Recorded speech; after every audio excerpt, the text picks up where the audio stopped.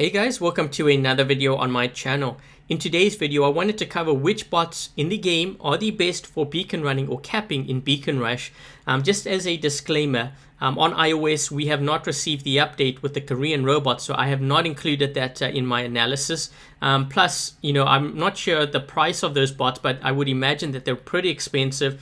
The ones that I'm going to show to you guys are a little bit more affordable for the average player, so I figured more will benefit from that at least. But yeah, as a disclaimer, I don't have any of the Korean robots in this video, so if you're hoping to look at that, you're not going to see it. But yeah, getting back to how I'm going to be structuring this video, I've decided to kind of categorize them in terms of light robot, medium, and then heavy, which are the best in each category, because not everyone likes running, say, light robots, or not everyone likes running, heavy robots. So this way, it kind of gives you kind of insight as to, my opinion on, which is the best robot for each category. So for the light robot category, I have selected the Stalker for a number of different reasons. I've actually put together a couple of clips here, so I'll be explaining that. On Dead City here, you can see I'm running into center, but notice how there is a Griffin that's going to actually hit me with Orc and Pinatas. He does hit me a bit, but there's also another Griffin who jumped up. He was about to hit me as well, but because I was in stealth, they weren't able to lock on. So, having that ability to run in like that, and then get out using stealth is pretty huge. Again, another example here. This is interesting because there is a Gareth as well, and I wasn't in stealth, but take a look at how much damage I was able to inflict on him using just 2 Pinatas. Had he been running in like I was, he probably would have been dead, especially if there was someone with Orcans or even pins. Being able to hit the Gareth, you can't really block it with your shield. So that's why I haven't selected the Gareth for the light robot. And then this clip here on a power plant map. Using my speed to move around the map and capture 2 beacons at the start of the game is huge on Beacon Rush.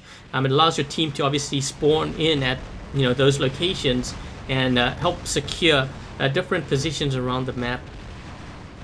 So again, here on Yamantau map, so this one's very interesting because I ran in. I don't think I actually captured the beacon, but I didn't have the help of my teammates either. But take a look at what happens here. So they do hit me with pins, but the 2 guys that did charge in, they didn't really focus on me because they couldn't, they couldn't lock on. My stealth was there, and that's another thing too. It's players tend to avoid you because they can't target you. They decide to target someone else. And then again here in Canyon map, me just running into center, capturing the beacon. But this one was a very interesting clip because you'll see very shortly, there is a guy to the left of me in a Rhino.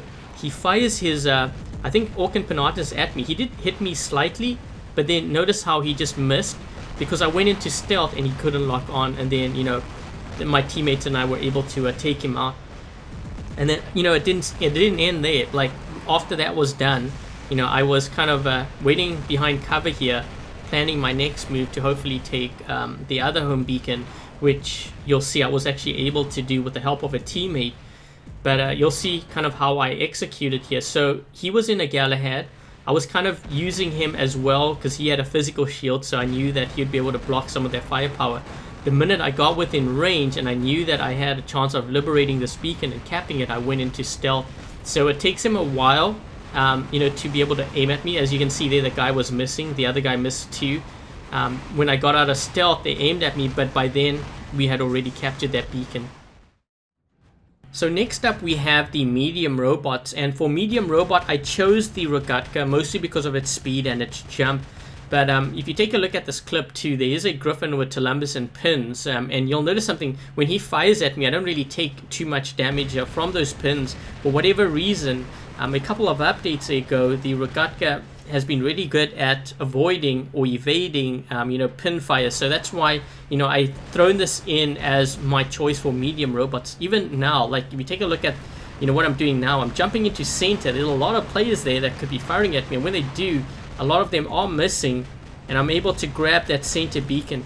You do have to obviously be careful of plasmid, but if the other players running like rockets, more often than not you can avoid quite a lot of them. And on Shenzhen map here too, even aphids being fired at me. But the thing with the Rogatka is it has a very narrow profile, so it doesn't absorb as many aphids either. So there's a number of benefits to the Rogatka.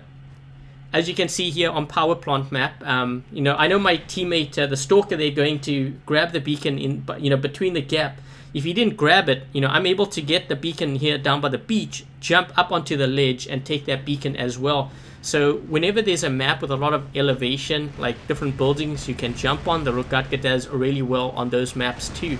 So again, here another example, Springfield, you know, being able to jump up onto this platform and then run straight to our home beacon on the right side here is a huge benefit. If you're running something like, say, a Carnage or, I don't know, a Dark, a Galahad, you have to run up the ramp. This thing you don't have to. You just have to jump up onto the ledge and just run straight to the beacon. So there are advantages to the Rogatka.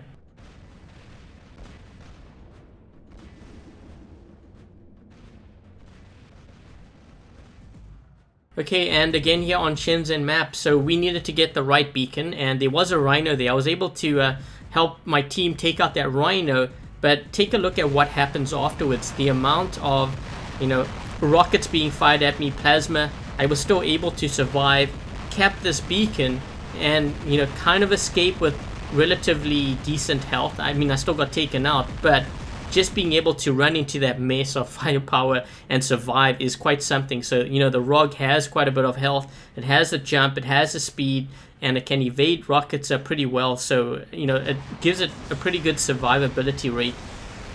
And then again here on Moon Map, you know, after I saw we were getting the center beacon there, I moved to the left side to help my teammate with the Rogatka here. But then I noticed that our team didn't even get our right beacons, both of them, our home beacons.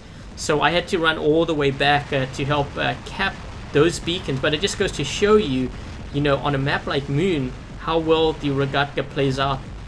Being able to jump over obstacles and basically take shortcuts to routes where, you know, with other robots you would have had to walk all the way around. You know, if it was like, say, a Galahad, you couldn't do what I'm about to do here, like jump onto the ledge, jump over.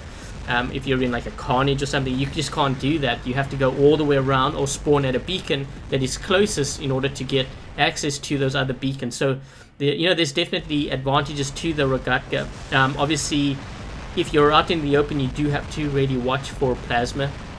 But other than that, I think it's a great beacon runner.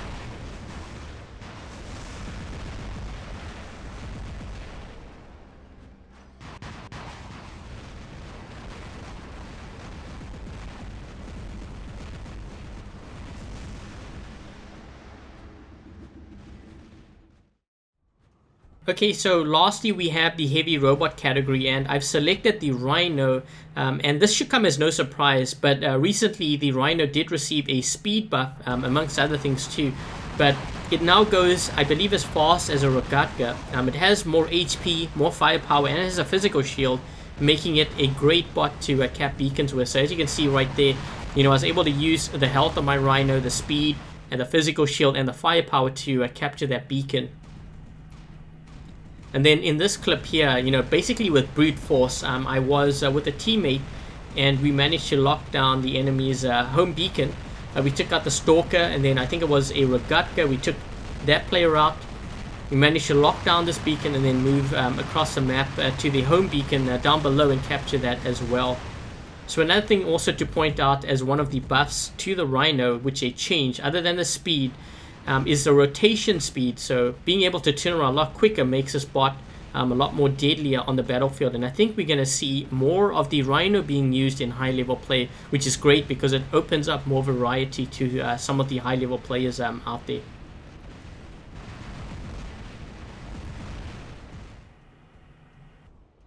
And again here on Yamantau map, so we had 3 Rhinos basically storm into center. We needed to capture this beacon, obviously, because it's such a pivotal beacon on this map. But being able to use the Rhino's health, the speed, the firepower especially, to brute force our way to make sure that we capture this beacon. But take a look at what happens afterwards. You know, I was able to use the Rhino shield, push the enemy all the way back off their side of the ramp, to make sure that they weren't a threat to the beacon that we're trying to obviously hold at center. So it's a great bot, and I think a lot of players are going to start using the Rhino again. But anyways guys, that pretty much sums things up, and again, if you like this video, make sure to hit that thumbs up.